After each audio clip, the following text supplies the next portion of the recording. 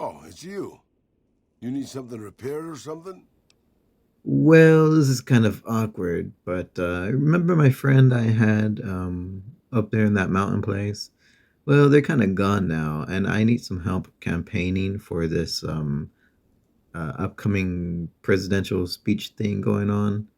And I could really use your help making some deliveries. Anything's better than staying here. Let's go. Oh, okay. Well, I'm glad you're willing. So, yeah, we're gonna deliver some packages to a few certain people out there in the Mojave, and hopefully, get people excited about this upcoming presidential thing. Silver Rush. Feel the rush of a warm laser in your hands. So, Novak, you ever been here, Raul? It's I knew a good person from here, good friend, and now they're gone. But now I got you, so it's all it comes around. Hello, sir. Well, oh, you're on the way. We haven't met yet. You must be new in town. I'm Andy. Well, I am here to make a delivery, Mister Andy. Hey, boss. Can I ask you something? Sure. Well, what do you need? What do you think of guys like Ranger Andy? I mean, it's admirable that he's around protecting Novak. I grew up in a place called Hidalgo Ranch, just outside Mexico City. It wasn't much, just a bit of a farm, with a house for 3 generations of Tejadas. I wasn't the best behaved kid. I was quick with my hands, with a pistol or a wrench, and I wasn't afraid to get into fights over it. I never killed anybody, but I had my share of run-ins with the police. Mostly my family kept me in line. This was before the war. We were far enough away from Mexico City when the bombs fell that we missed the worst of it. But things got bad quick. Just a few days after Mexico City was vaporized, refugees started pouring down the road to our ranch. We helped who we could, but there were so many. Eventually, my father started turning people away before we ran out of food. Things got violent. My father and I got our guns, and we drove them off. About 2 dozen men came back in the night after we'd gone to sleep. They set fire to the ranch house and barred the doors from the outside. My whole family was trapped inside. I smelt the smoke, and I got myself and my little sister Rafaela out through a window. But everyone else, my parents, my grandmother, my 2 brothers, and 2 of my sisters, all died. Anyway, that was weighing on my mind. Thanks for letting me get it out in the open, boss. Thanks for sharing your life story. We got more deliveries to make. I have a package for you. Going on 6 months now.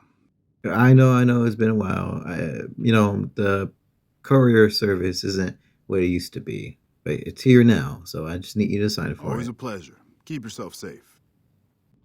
Got a second to talk, boss? Whatever you need, I'm here. Meeting Corporal Sterling. Well, it kind of got me thinking. I remember how scared Rafaela was. I told her if she came with me, we'd see the vaqueros. She used to love the rodeo, especially the trick riders. We figured maybe we could find help in Mexico City. We were young. We didn't know what had happened, really. We didn't understand about the bombs. We were living like scavengers, scraping by on what little food we could find, always looking for medicine for my burns. And then, of course, the radiation started to kick in, turning me into this handsome devil you see before you. I was just looking around for something I could slice up to wrap my burns when I saw the vaquero outfit hanging on the rack, like it hadn't been touched. I took it, not like anybody else needed it, you know, and wore it back to our camp. Rafaela laughed, for the first time since the bombs had fallen. For a while, it seemed like we might even survive there, until Rafaela. She went out to find some food one day. I was sick, so I stayed at our camp. I guess it must have been the beginning of radiation poisoning. Anyway, it was supposed to be safe, but some raiders happened to pass through where she was scavenging. I won't speak of what they did to her. When I found her body, the only way to recognize her was this funny little scar on her knee from when she was a little girl. Terrible doesn't begin to cover it, boss. I let my whole family down. First the ranch, now Rafaela. I was the last Tejada. I guess maybe I went a little crazy then. I took my guns and went back to that market. I didn't have many bullets, but I had enough. After the raiders were dead, I salvaged what I could from the store. I was tired. I just wanted to be alone forever. I left Mexico City behind. I made my way out to the Gulf Coast. Eventually, I found an old Petro Chico refinery nobody had claimed. I stayed there for a little while, and I thought a lot about my life.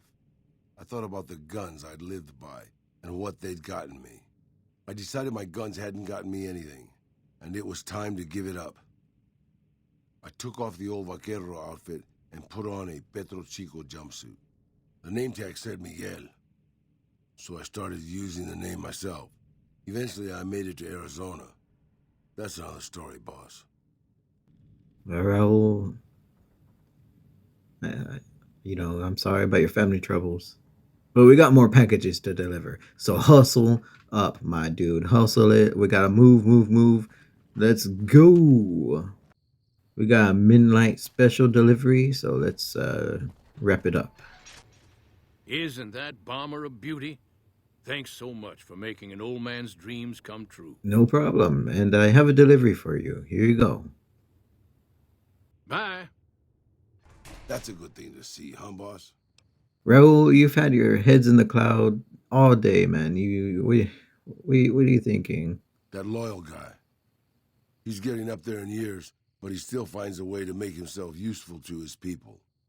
If you ask me, that's better than withering away all alone or holding on to some faded piece of glory from your past. All right, I could tell you're getting going another ramble, so come on, let's go. Old history, boss. I left everything when I left Mexico. My home, my family, my name, even my face. I know it's surprising, boss, but I wasn't always just handsome.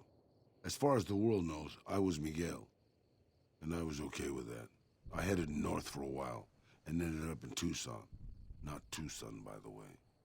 Things were good there. Well, maybe not good, but better than Mexico City anyways.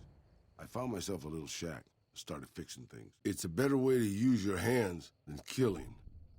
And even then, I wasn't getting any younger or faster. I lived there for a long time, kept to myself, didn't get into any fights. Hell, the only reason I even kept my guns oiled was professional pride. Why aren't you still there? What happened? Getting there, boss. I'd been in Tucson. The locals can call it Tucson all they want, but it's Tucson, damn it. About 75 years when she showed up. Prettiest thing you ever saw, boss. Maybe it was just a trick of my senile brain, but I swear she looked just like my Rafaela. Her name was Claudia. She ended up taking work at one of the brothels in town. I never went to her, of course. How could I? But I looked after her in my own way. This was a long time ago, before Caesar's Legion pacified Arizona and brought the raider tribes to heel. A tribe came into Tucson one day. More a gang, really. Dirty Dave and his 6 brothers. They were looking for bullets, and I sold some to them. I figured if I did that, they'd leave town before they tore it up too much. Ooh, giving supplies to raiders, eh? As I was saying, I hoped they'd leave the town in peace. Instead, they decided to stop at Claudia's brothel to take the edge off. I don't know which one of them got rowdy first, but by the time I heard the screams and got my guns, it was too late. They shot up the brothel, killed 4 girls, and taken Claudia for their sport. Did you rescue her? I went after Dave and his brothers. They had a head start, but they slept nights. I didn't. Took me 3 days to catch up to them. Claudia was dead when I got there. I couldn't do anything except avenge her, just like Rafaela. I charged into the middle of their camp and started firing. 2 of them were dead before they knew I was there. The other 5, though, they shot the shit out of me. I would have died, I think, if I wasn't so full of rage. Well, you're a ghoul, and I know you guys can survive a lot. I know, because I've shot a lot of you. By being a meaner old cuss than the rest of them, boss. I wanted to keep living until they weren't. So I just kept shooting until they were all dead. I was in pretty bad shape in the end, though. I don't know how long I laid there, with the sun baking me and the buzzards chomping at me. Eventually, I got the strength to start moving. Some long time after that, I managed to drag my carcass back to town. And you couldn't find the strength to live there anymore? When I recovered, more or less anyways, I left Tucson and headed west. I ran into Tabitha at Black Mountain, and well, the rest you know. I swore I was done with the gunslinging life. I was too old, too slow, and too beat up to protect anyone anymore. I thought I was done forever, but after traveling with you, I realized I've always had my doubts. Doubts? How can you ever doubt me? Everyone I've ever met, everyone that's ever followed me, have had success in one way or another, I guess. Maybe I'm not as tough as I used to be, but my brains can make up for that. And my hands are still quick enough. It's time to put the guns back on. That's a good idea.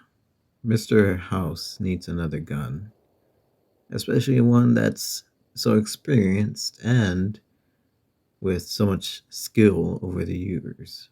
Maybe you can even fix up his computer thing once in a while. You can bet on that, boss. Ah, snazzy. Look at you. Okay, I like it. I like it. Um, yeah, let's travel the world. Let's see how, things are out there. And plus, we got a speech to catch. I've heard of you. I'm glad you're here to help us out. This is a delicate matter, and we need all the help we can get from people we can trust. We've got a lot to do to prepare for the President's visit, and not much time. Once we start, we'll be on a strict timetable. Are you ready? Aye, aye, Captain. Good. The President doesn't arrive until tomorrow. Get some rest. I'll brief you in the morning. Glad you could join us.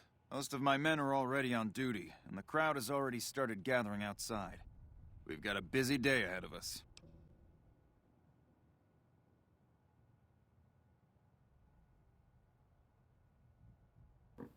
Do you have any itineraries or something that we're going to follow? The plan is to get through today without the shit hitting the fan. So I'll be overseeing the security team personally, and keeping in constant contact with people over the radio. It's a good bet that the Legion is going to try something today, so we have to be prepared for anything. We'll do whatever it takes to get the President through this visit in one piece. President Kimball is arriving shortly. If you want to do any last-minute security sweeps or take a look around for anything suspicious, do it now. Going deep down in the dam. Oh, no thank you, ma'am. Down at the Citadel, where the sea glows and the king grows. Nelson's back in our hands.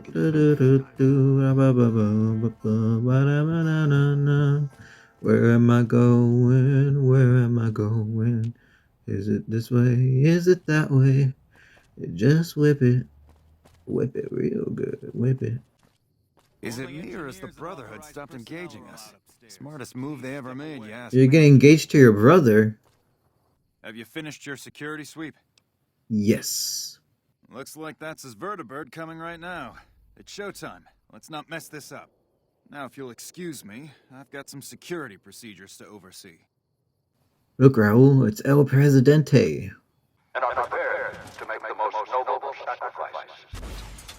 It is because of men and women like Private First Class, Jeremy Watson, that Nevada and the new California Republic... You dirty coward!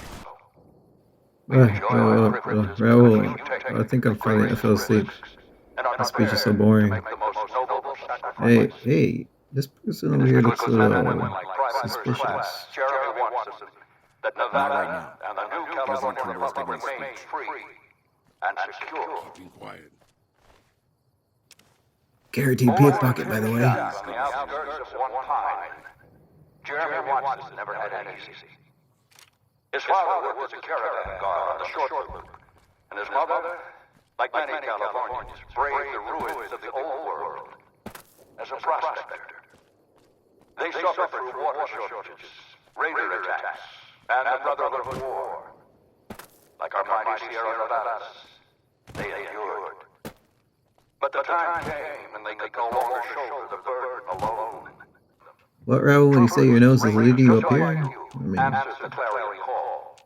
I mean, you don't even have a And when we nose. step forward to say, Shoot first, poke bodies later. carry the weight. Okay, I'll listen to you. Shoot first, poke And bodies when we later. wake, we made true on our promise. What are you doing Drive up out here? the raider tribes. Hey, I'm supposed to shoot first and poke bodies later. Oh, shit. Really? We carry the weight. Over here! Many of us. There are some back home who ask me, but who are we protecting? What is Nevada to us? Sometimes we forget Only that the engineers light and of our authorized society personnel are shines beyond No one can our go borders. upstairs. Soldier, do you know who I am? Just this once. Make it quick, though. Sometimes we take those privileges for granted that our forebears fought so hard to achieve. We must always remember that wherever Californians stand, we carry our principles with us. This was the same fire that burned in the heart of the old Alright. I better get some lemonade or something for doing your job, Mr. Patch.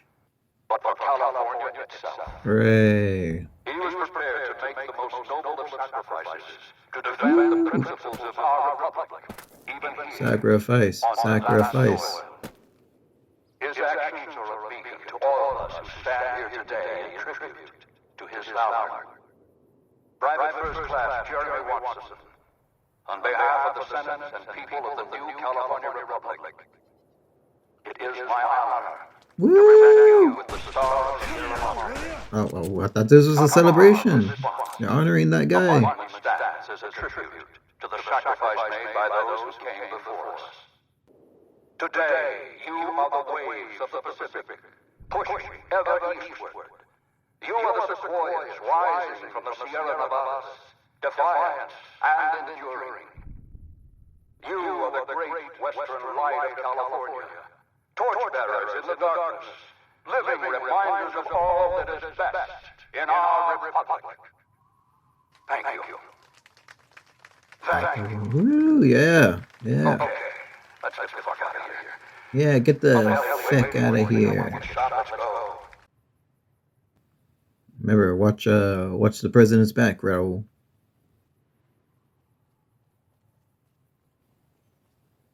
You know, we're like the secret service or something, you know?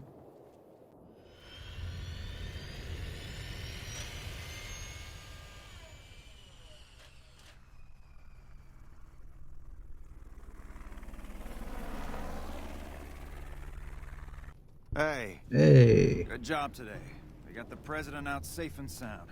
And I couldn't have done it without you. No You have problem. my thanks. It's always an honor. I'll catch you around. Enjoy your time in Vegas. If not for you, President Kimball would be dead. So you needn't feel guilty when the NCR's rout from Hoover Dam demolishes his political career. Oh, Mr. House, all the accolades go to The you. Legion has nothing left to wait for. Their assault on the dam could begin at any moment. Before that happens, I'll ask you to complete one other task. It may seem trivial, but that's far from the case.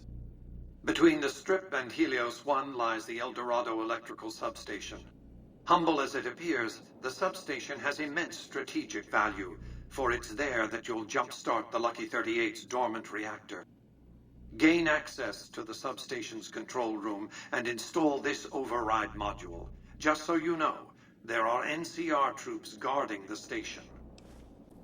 NCR, I'm not afraid of those guys. I'll be back, no problem. I might take a little time because I have some other stuff to prepare, but I'll be here back. Come back when your work at the substation is done.